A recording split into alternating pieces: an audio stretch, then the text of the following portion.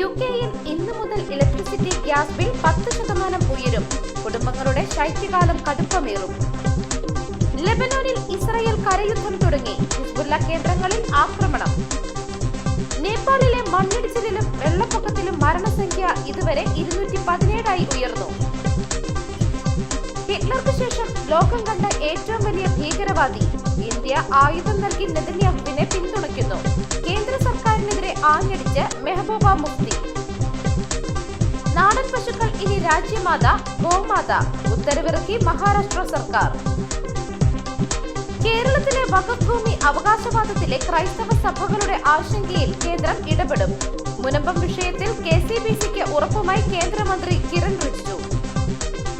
Orthodox Yakobaya തർക്കം 6 പള്ളികൾ ഒരാഴ്ചയ്ക്കുള്ളിൽ ഏറ്റെടുക്കണമെന്ന് ഹൈക്കോടതി.